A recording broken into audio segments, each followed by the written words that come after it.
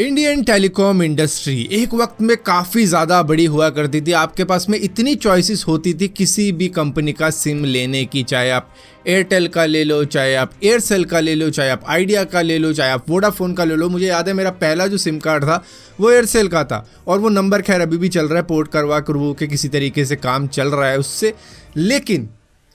Aircel का पता नहीं, गायब हो गई।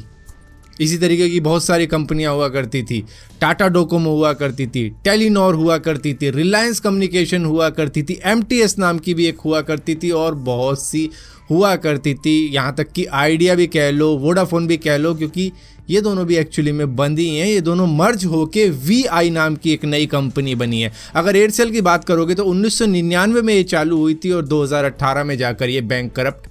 हो गई। टाटा डोकोमो 2009 में शुरू हुई थी, 2019 में ये ख़त्म हो गई क्योंकि एयरटेल ने इसे खरीद लिया था। इसी तरीके से टेलीनॉर इंडिया को भी 2009 में शुरू हुई थी, 2018 में एयरटेल ने ही इसको खरीद लिया था। रिलायंस कम्युनिकेशन बिल्कुल ही बर्बाद हो गई, 2002 में शुरू हुई थी, 2019 में जाकर बैंक करप्ट हो गई। यहाँ पर आइडिया 2002 में शुरू हुआ था और 2018 में आके इन्होंने भी हाथ खड़े कर दिए कि हमसे अकेले ना संभलेगा, और वोडाफोन ने भी ऐसा ही किया, जिसके बाद में वोडाफोन तो खैर 2011 में ही शुरू हुआ था और 2018 में जाके उन्होंने भी कह दिया हाथ खड़े करके कि भाई अब गले लगा ले आइडिया मुझको, और दोनों ही एक दूसरे को मर्ज हो गए। जिसके बाद में वीआई नाम की एक नई कंपनी बनी जिन्होंने किसी तरीके से अपनी जान बचाई, वरना इस वक्त में शायद आपको एयरटेल और जियो ही दिखते और सिर्फ इसी वजह से आपको वीआई नाम की एक कंपनी भी दिख रही है, वरना सिर्फ दो कंपनी रह जाती प्राइवेट टेलीकॉम इंडस्ट्री के अंदर। सो यहाँ पर अगर इस वक्त में देखा जाए तो ले दे के कुछ ही कंपनियां बची हैं जो कि टिकी हुई हैं इस वक्त में इस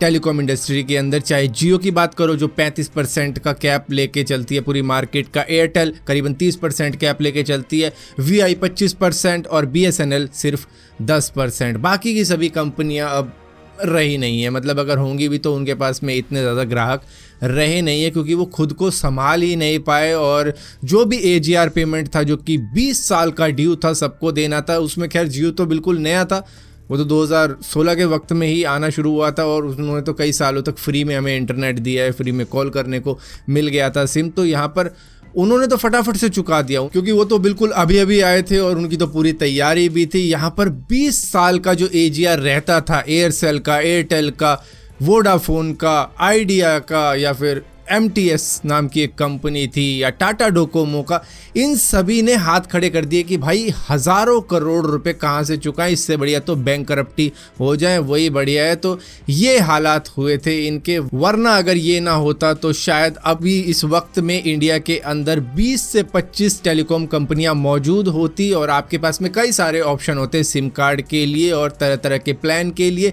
हालांकि जिस वक्त में ये सारे थे उस वक्त में भी हमने यही देखा था कि रेट काफ़ी ज़्यादा हाई हुआ करते थे, लेकिन जैसे ही जियो आया उसने बिल्कुल ही गेम चेंज करके रख दी और सभी का भट्टा उसी ने बिठा दिया। थोड़ा बहुत जो रहता था वो एजीआर ने बिठा दिया। सो ये सारा सीन हुआ था जिसकी वजह से अब ले दे के सिर्फ 4 कंपनियां ही रह गई हैं इस मार्केट के अंदर। लेकिन अभी इसके अंदर पिक्चर अभी पूरी तरीके से खत्म हुई नहीं है क्योंकि एयरटेल ने अभी तक सिर्फ 18,000 करोड़ ही चुकाए हैं और इनको 44,000 करोड़ और चुकाने बाकी हैं। और वोडाफोन आइडिया जो कि मर्ज होके वीआई बन चुके हैं, उन्होंने करीबन 8,000 करोड़ के आसपास में चुकाए हैं, राउंड फिगर करके बता रहा हूं, और इनको 58,000 करोड़ और चुकाने बाकी हैं। तो ये थोड़ा सा इनको ईएमआई का ऑप्शन दे दिया गया है कि ठीक है किश्तों में चुका दो, हर साल चुका दिया करो थोड़ा थोड़ा, तो इस तरीके का ऑप्शन दे दिया, वरना इनकी जान हलक में आ चुकी थी और शायद ये भी चले जाते इस मार्केट से और इस मार्केट के अंदर सिर्फ रह जाती फिर 2 कंपनियां, जियो और एयरटेल। क्योंकि एयरटेल तो एक बहुत बड़ी कंपनी है, वो इतनी आसानी से तो हार मानती नहीं, तो वो टिक गई